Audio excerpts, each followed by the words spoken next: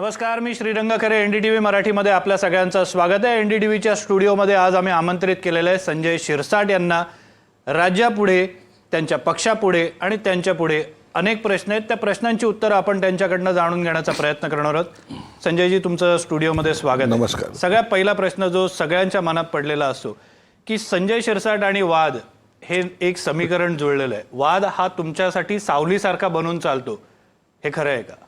नाही, हे निश्चित खरं आहे की वाद हा मी जेव्हा स्टेटमेंट देतो त्या टायमाला काही लोकांच्या पोटात जरूर दुखतं आणि मी बेधडक बोलतो. तुम्ही जर माझी पत्रकार परिषद पाहत असाल किंवा मी जे काही वक्तव्य करत असाल ते जर ऐकत असाल तुम्हाला निश्चित जाणवेल मी रिझर्व्ह म्हणून कधीच राजकारण केलं नाही. एखाद्याला खुश करायचं, मग तो खुश राहायला पाहिजे किंवा एखाद्यावर टीका करताना तो असा एवढा बॅलन्स ठेवला पाहिजे की त्याला दुखवता कामा नये. माझ्या स्वभावतेने जे मला पटतं ना मी धडकन बोलून देतो. आणि धडकन बोलताना सुद्धा मी तो फक्त सेन्स ठेवतो की आपल्यामुळं हार्ट त्याला होता कामा नये, त्याला त्रास होता कामा नये. परंतु त्याला ते जाणवलं पाहिजे की तुम्ही जे केलेलं स्टेटमेंट ते चुकीचं आहे किंवा मी माझं मत जेव्हा व्यक्त करतो त्या टायमाला त्याला बेस आहे आणि मी माझ्या वक्तव्यावर मी त्यामुळं ठाम राहतो. जे शिवसेना प्रमुखांनी शिकवलं ना त्या पद्धतीनं एकदा बोलायचं, बाण सुटला. मग हे काही लोकांना आवडत नाही, मग ते टीका करायला लागतात. हाच काय, यालाच काय, यांनी काय कॉन्ट्रॅक्ट घेतलंय का, हाच काय बोलतो. अरे मला माझ्या पक्षाची भूमिका आहे. हे संजय शिरसाटचं वैयक्तिक मत नसतं. संजय शिरसाट जेव्हा बोलतो त्या टायमाला पक्ष समोर ठेवावा लागतो. मी जे एखादं स्टेटमेंट केलं तर त्याचे परिणाम काय होतील हा विचार मला करावा लागतो. काही लोक परिणामाची चिंता करत नाहीत. तुम्ही पाहिलं काही लोक काही बोलतात, मग लोक त्याला इझी घेतात. परंतु मी जेव्हा बोलतो काही लोक काही बोलतात. तुमच्याच पक्षाची काही उदाहरणं देऊया आपण. तुमच्या पक्षाचे खासदार जे नव्यानं तुमच्या पक्षात आलेले होते त्यांनी पत्रकारांना शिव्या दिल्या. तुमच्या पक्षाचे नगरसेवक त्यांनी डॉक्टर आणि नर्सना मारहाण केली. एकनाथ शिंदे साहेब अशा लोकांना समज देत नाहीत? बिलकुल देतात, बिलकुल देतात. तुम्ही हे समजून तुम्ही लक्षात घ्या. शिंदे साहेब जेवढे आक्रमक आहेत किंवा मवाळ आहेत असं तुम्हाला वाटतं, परंतु एखादा विषय जर त्यांच्या समोर आला आणि जे समजा तुमच्या माध्यमातून जे दिसतं तातडीनं त्यांना फोन जातो. बरं, मग ते खासदार असोत की नगरसेवक असो की आणखीन कोणी असो, आमदार असो, आणि त्याला वॉर्न केलं जातं, त्याला सांगितलं जातं हे चुकीचं आहे, चुकीचं आहे, तू माफी माग. मी दिना पाटलांच्या संदर्भामध्ये जर तुम्ही बोलाल, मी विधानसभेमध्ये तिकडं त्यांचा स्टेटमेंट चालू होतं, दुसऱ्या क्षणाला मी माफी मागितली होती विधानसभेत चालू असताना. होय, आमच्या खासदारचं चुकलं, मी त्याच्याबद्दल माफी मागतो. त्यांनी मागितली. प्रश्न असा आहे की एखादी घटना जेव्हा घडते ना त्या टायमाला तुम्ही नेते आहात, स्वतःला समाजसेवक समजता, तुम्ही एखादं पद तुम्हाला लागलेलं असतं, त्या टायमाला तुम्हाला स्वतःचा बॅलेन्स ढासळता कामा नये याचे लक्ष ठेवलं पाहिजे. तुम्हालाही कधी समज दिली? हो, देतात. मी काय नवीन नाही ना, माझ्या माणूस आहे, माझ्याकडून एखादी चुकी झालेलीच असेल ना, मलाही सांगतात अरे असं नको रे बोलायला, थोडंसं संयमन घे. म्हणलं हो साहेब. पण प्रेमाने बोलतात इतक्या? नाही, प्रेमाने बोलतात मला. कारण की मी गेली आता तुम्ही पाहत असाल 4 वर्ष हे फक्त आणि फक्त सांभाळत आलेलं आहे. आणि प्रत्येक वेळेला प्रत्येकाला उत्तर देणं, मला वाटतं प्रत्युत्तर देण्याला संजय शिरसाट तेवढा तर त्यांनी कॅपेबल समजलं, म्हणून मी तुमच्यासमोर बोलतो. संजय शिरसाटांच्या पत्रकार परिषदा आम्ही ऐकतो. म्हणजे तुम्ही जो प्रश्न विचारलात की तुम्ही ऐकल्या असतील, आम्ही ऐकतो संजय शिरसाटांच्या पत्रकार परिषदा. त्यांच्या टीकेवर काही लोक असतात सातत्याने, आम्हाला दिसून येतं. आता या 3 लोकांची मी नावं घेतो. संजय शिरसाटांना या 3 लोकांपैकी कोणाचा जास्त राग येतो? सगळ्यात पहिलं नाव आहे संजय राऊत, दुसरं नाव आहे रोहित पवार आणि तिसरं नाव आहे इम्तियाज जलील. मी इम्तियाज जलीलवर माझा राग आहे. कारण असं आहे, तो जे बोलतो ना त्याला बेस नसतो, पण आव जास्त आणतो. संजय राऊत 100% खोटं बोलत असेल, परंतु त्याचं बोलणं हे तिथपर्यंत मर्यादित असतं. रोहित पवार तर हा पायऱ्या चढायला लागलेला आहे, त्याच्यासाठी तो आरोप करतो, ही त्याची मजबुरी आहे. परंतु इम्तियाज जलील हा ज्या पद्धतीने बोलतो ज्या पद्धतीने विष कालवतो, ज्या पद्धतीने जाती धर्मावर बोलतो, ज्या पद्धतीने ते आक्रमकता दाखवतो ना, आणि मी त्या गावचा नाहीच असं जेव्हा बोलतो ना, त्या टायमाला डोकं ठणकतं आणि मग त्याला आपल्याला प्रत्युत्तर त्याच भाषेत द्यावं लागतं. माझी भाषा बघा तुम्ही. संजय राऊतवर टीका करताना मी कधी बॅलन्स सोडलेला नाही किंवा रोहित पवारवर पण नाही. पण हा जेव्हा बोलतो त्या टायमाला सर्व धर्माचं मीच एक ठेकेदार आहे असं म्हणून जेव्हा बोलायला लागतो त्या टायमाला मग त्याला प्रत्युत्तर देतो. म्हणून मला त्याचा राग येतो. पण तुम्ही धार्मिक तेढ निर्माण करता असा आरोप होतो त्याच्यामुळे. मी नाही करत, आम्ही नाही करत. जे सत्य ते मांडायचा प्रयत्न करतो. तुम्ही निदा खान प्रकरण बघा आता नाशिकचं. मी सातत्यानं बोलत होतो, सातत्यानं सांगत होतो ह्याच्यात हा इन्व्हॉल्व आहे म्हणून. पण आजही अजून कारवाई बोलतो. नाही झाली. अजून कारवाई नाही झाली. अजून कारवाई नाही झाली. तुम्ही त्याचं त्या 3-3.5 हजार पेजचं हे पाहाल तुम्ही, त्यांचा कोर्टात जे चार्जशीट सादर केलंय, अहो ते काश्मीरी फाईलपेक्षा जास्त खतरनाक आहे. एक तुमच्या नेटवर आहे, तुम्ही एकदा वाचा तर खरं. पण एवढं सगळं असून मग कारवाई का नाही होत? होईल. आता पोलीस कारवाई करताना त्यांच्या पद्धतीने कारवाई करतात. आपण त्याला दरवेळेला त्यांना प्रेशराईज करणं हेही योग्य नाही आहे. मी याच्यात पडत नाही. जी माहिती आपल्याकडे आपण त्यांना द्यायचा प्रयत्न करतो. आता तुम्ही त्यांचा जो चार्जशीट आहे नेटवर आता अवेलेबल आहे, एकदा वाचा तर खरं, मग तुम्हाला कळेल की काय खरं प्रकरण चालू आहे. बरं, ह्या सगळ्या गोष्टी बघितल्यानंतर गेल्या काही वर्षात जर आपण बघितलं तर कुठलीही दहशतवादी कारवाईचे संबंध किंवा धागेदोरे हे संभाजीनगरशी जोडले जातात किंवा तिथून माणसं ताब्यात घेतली जातात, अटक केली जाते. अगदी बीडमध्ये जो शस्त्रसाठा सापडलेला तेव्हापासूनचं आपण बघूया. असं का होतं? संभाजीनगर शहर हे पूर्वीपासून टार्गेटवर आहे. अतिरेक्याच्या कारवाई इथं होतात. अडवाणी गृहमंत्री होते, पंतप्रधान होते, त्यावेळेला सुद्धा हे सेन्सिटिव्ह शहर म्हणून ओळखलं जायचं. या ठिकाणी ATSच्या कारवाई झालेल्या आहेत. इथं अतिरेकी पकडले गेलेले आहेत. शस्त्रसाठा जप्त केलेला आहे. आणि हे मराठवाडा किंवा महाराष्ट्रामध्ये जोडून मालेगाव असल्यामुळं, जोडून इतर भाग असल्यामुळं याला सेंटर मानलं गेलेलं आहे. आणि म्हणून इथं अशा कारवाया जास्त प्रमाणात होतात. नाही, मी प्रश्न विचारण्याचं कारण याला राजकीय पाठबळ लागतं. नाही, राजकीय पाठबळ नाही. जे मॅनपॉवर आहे, जे त्यांना पाहिजे की एकदम भडका उडणारं शहर कोणतं आहे तर ते संभाजीनगर आहे. मग इथं जर अशा काही कारवाया केल्या तर त्याचे परिणाम लांबपर्यंत जातात. आणि हे सर्व करायला ही जागा अत्यंत चांगली आहे, अत्यंत चांगली आहे. म्हणजे आमच्याकडे जर तुम्ही पाहिलं तर आता आपण इकडे मुंबईमध्ये पाहतो मुंब्रा हा भाग कसा आहे, भिवंडी हा भाग कसा आहे, त्याच पद्धतीने संभाजीनगर हा भाग आहे. म्हणून तिथं कारवाया करायला त्यांना थोडंसं असं वाटतं की आपण सोप्या पद्धतीने इथं करू शकतो, म्हणून हे चॉईस करतात. कारण निदा खान प्रकरणात पण पुन्हा एकदा संभाजीनगरचं कनेक्शन जोडलं गेलं. बघा ना, एक महिला, तिची आई, तिचा बाप, तिचा भाऊ, तिची मावशी, 5 जण 35 दिवस तिथं राहतात. कल्पना करा की कुणाला माहीत पडत नाही. आता परवाच्या दिवशी कारवाई झाली. कुठून आले? पोलीस आले राजस्थानहून. बरोबर. संभाजीनगरमध्ये कारवाई करून 2 जणांना पकडून घेऊन गेले हर्सुलपूरच्या भागातून. म्हणजे किती त्यांचे धागेदोरे कुठं कुठं गेलेले हे आपल्याला पाहायला मिळतं. थोडंसं राजकारणाकडे तुम्हाला परत आणतो की गेल्या काही दिवसांपासून चर्चा चालू आहेत की राष्ट्रवादी काँग्रेस शरद पवारांची ही केंद्रात सत्तेमध्ये सहभागी होणार अशा चर्चा ऐकायला मिळत आहेत. येत्या काही दिवसात केंद्रातल्या मंत्रिमंडळाचा विस्तार होईल अशी चर्चा आहे आणि त्यामध्ये शरद पवारांच्या राष्ट्रवादी काँग्रेसचे काही नेते मंत्री झालेले आपल्याला बघायला मिळू शकतात. हे एक खरं आहे का? दुसरा प्रश्न, केंद्राची प्रतिकृती आपल्याला राज्यात बघायला मिळेल का? केंद्रामध्ये शरद पवार सामील होतील की नाही हे सांगणं धाडसाचं ठरेल. शरद पवार आहेत, ते कधी गुगली फेकतील काही त्याचा नियम नसतो. म्हणून त्यांच्याबद्दल कोणतंही बोलणं मला वाटतं थोडंसं धाडसाचं ठरेल. परंतु एकंदरीत राजकारणामध्ये पाहता तशा प्रकारे जसं तुम्ही आहात तसे आम्ही आहोत, इतकं राजकारणामध्ये तिथं घुसलेलं नसल्यामुळं असं दिसतंय की बाबा काहीतरी हालचाली चालू आहेत आणि त्यांचा कल तिकडं NDAकडे दिसतो असं एकंदरीत पाहायला मिळतंय.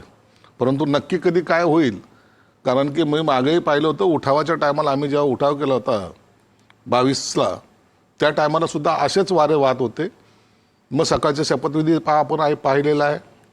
नंतर त्यांचं दोघात पक्षामध्ये झालेली फूट तुम्ही पाहिलेली. त्यावेळेला अजितदादांनी केलेले स्टेटमेंट तुम्ही ऐकलेले आहेत. म्हणून आताही ती घडी येते की काय अशी शंका घ्यायला निश्चित वाव आहे. बरं, अब्दुल सत्तार आणि तुमच्यात नेमका काय वाद आहे? नाही, माझा वाद नाही. तो वाद त्यांच्याकडनं सुरू झाला असं तुमचे समर्थक म्हणतात. नाही, माझा त्यांचा काही वाद नाही आहे.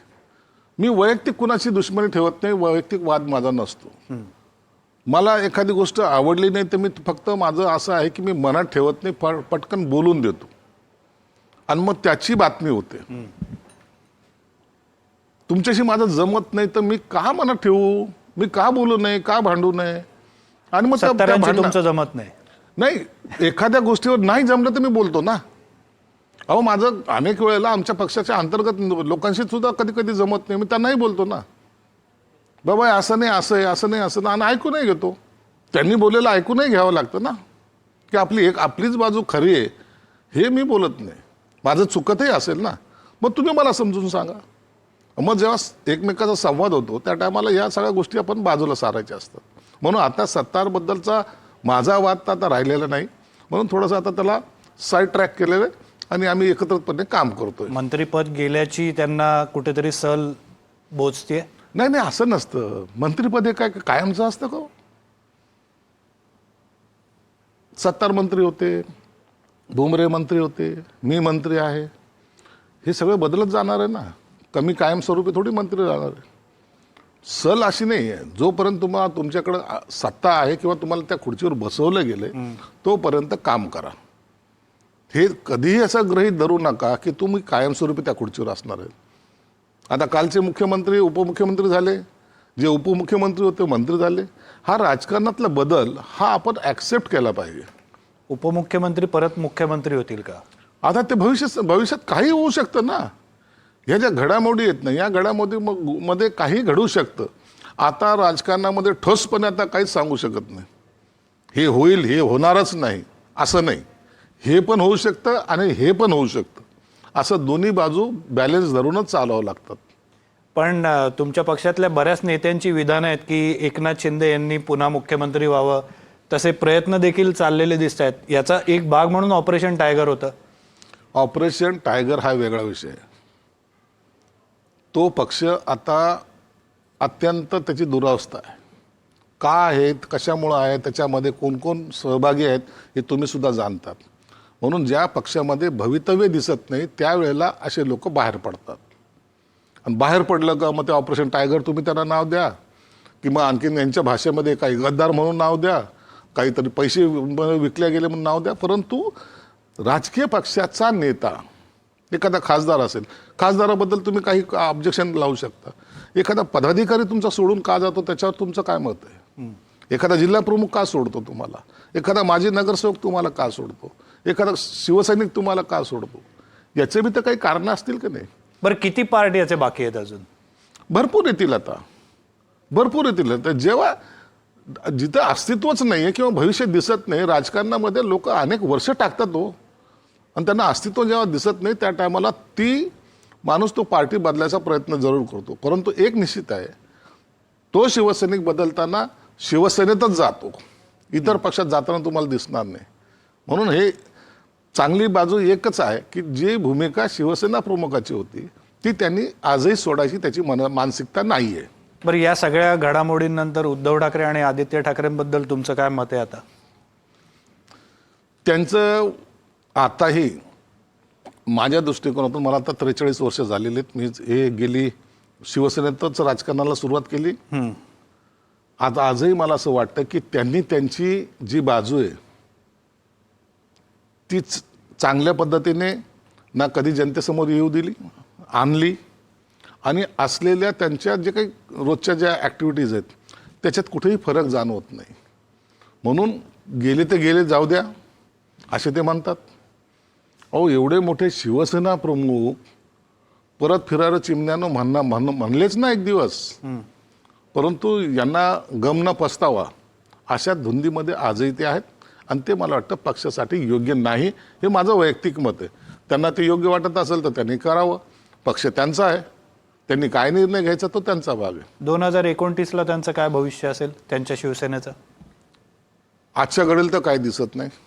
काहीच दिसत आता काय चमत्कार जर काही घडला तर माहीत नाही, परंतु आजच्या घडीला तर पक्ष सांभाळण्यामध्ये त्यांची ताकद खर्च होते. शिंदे आणि ठाकरे एकत्र येऊ शकतात? नाही, आता शक्यता कमी आहे. आता वाटा फार दूरदूरच्या झालेल्या आहेत. आता ते पुन्हा जॉईंट होत नाही. पण तुम्हीच मगाशी म्हणालात की राजकारणात यापुढे काही होऊ शकतं. होऊ शकतं, परंतु आता ही रेल्वे पटरी, आता दोन पटऱ्या कधी एकत्र जॉईंट होतच नाहीत ना, चालल्यात वेगवेगळ्या लाईनी चाललेल्या आहेत. मला नाही वाटत, कारण की तुम्ही एवढ्या टोकाची टीका करून टार्गेट ठरवून एकनाथ शिंदे साहेबांच्या वर वाटेल त्या कॉमेंट्स करून तुम्ही जिंकू शकले नाही. गेली विधानसभेमध्ये त्याचा रिझल्ट तुम्ही पाहिला. हे 40चे 60 झाले आणि तुम्ही 60चे 20 वर आले. हा फरक म्हणजे जनतेने त्यांना ॲक्सेप्ट केलं. म्हणून आता एकनाथ शिंदेकडे पाहण्याचा दृष्टिकोनच लोकांचा वेगळा आहे. तुम्ही जसं विचारलं की सगळेजण म्हणतात मुख्यमंत्री एकनाथ शिंदे होणार का? पक्षाचा कार्यकर्ता हा आपल्या पक्षाच्या नेत्याला मोठ्या पदावर बसताना पाहू इच्छितो. याचा अर्थ असा होत नाही की त्याची इच्छा नाही, परंतु त्याला असं वाटतं की माझा नेता हा झाला पाहिजे. म्हणून अनेक जण बघा, तुम्ही गेल्या वेळेला देवेंद्र फडणवीस साहेबाबद्दल हेच मत होतं ना, देवाभाऊ आमचे मुख्यमंत्री आहेत, आमच्या मनातले मुख्यमंत्री आहेत. तसंच शिवसेनेमध्ये सुद्धा असे अनेक कार्यकर्ते आहेत, ते आजही एकनाथ शिंदे साहेब मुख्यमंत्री झाले पाहिजेत या त्यांच्या मनातल्या भावना कधी व्यक्त करत असतात. आणि मग त्याच्या तुमच्या दृष्टिकोनातून ती ब्रेकिंग न्यूज होते. बरोबर, पण या शिवसैनिकांच्या मनातल्या इच्छेमुळे महायुतीत पण तडे जातात. भाजप तुमच्यावर रागवतं? नाही, असं रागवत वगैरे नाही. संभाजीनगरमध्ये बघायला मिळालं. नाही, असं रागवत वगैरे नाही. तो हे राग राजकारणामध्ये असे राग वगैरे काही नसतात. आता मध्यवर्ती जिल्हा मध्यवर्ती बँकेची इलेक्शन झाली, आम्ही जिंकलो. आता ही तर इतकी अवघड निवडणूक असते ना, मी कधी त्या बँकेत पाय ठेवला नाही, पण मी बिनविरोध निवडून आलो. म्हणजे आज शिवसेनेने तिथं मजल मारलीच ना. पण जिल्हा परिषदेची निवडणूक असेल किंवा जिल्हा बँकेची निवडणूक असेल, तुमच्याच काही नेत्यांची ही विधान आहेत की भाजप शिवसेनेला संपू पाहत आहे म्हणून. काही वेळेला अशा काही ज्या घटना घडलेल्या असतात त्याच्यापासून आपण बोध घेतला पाहिजे. मी त्यांच्यावर टीका करून मोठा होणार नाही, माझ्यामध्ये सुधारणा करून मला मोठं व्हावं लागेल.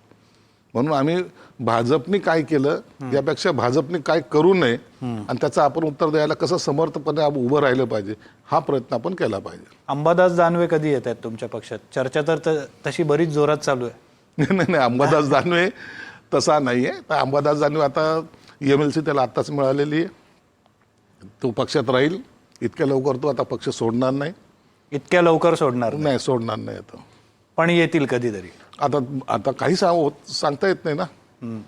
आता उपसभापती आमचा कसा झाला तसं कधी काही होऊ शकतं, घडू शकतं, परंतु आता सध्याला तर नाही. बरं, असं सगळं चित्रविचित्र वातावरणामध्ये कधी काही घडतंय, आमदार पण येणार तुमच्याकडे. मगाशी मी तो प्रश्न विचारलेला होता, पुन्हा तोच विचारतोय. आमदार येणार आहेत का आणि किती येतात? खूप वेगवेगळी संख्या सांगितली जाते, कधी 10, कधी 15. कधी येणार? काय तुम्ही मुहूर्त ठरवलाय? नाही, असं आम्ही कोणतेही मुहूर्त ठरवलेलं पण नाही. संपर्कात आहेत तुमच्या? आमच्या संपर्कात सर्वजण आहेत. ठाकरेंचे आमदार आहेत? हो, आमच्या संपर्कात आहेत.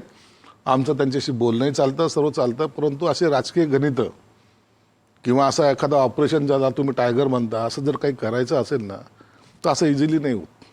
त्याला एक काळ वेळ द्यावा लागतो त्याला, आणि एक गॅरंटी असावी लागते. मग आम्हाला एक वाक्य एकनाथ शिंदे साहेबांचं आठवतं, विधानसभेमध्ये त्यांनी केलं होतं. हे 40 लोक माझ्याबरोबर आलेत, जर हे निवडून आणू शकलो नाही तर मी शेती करायला जाईल.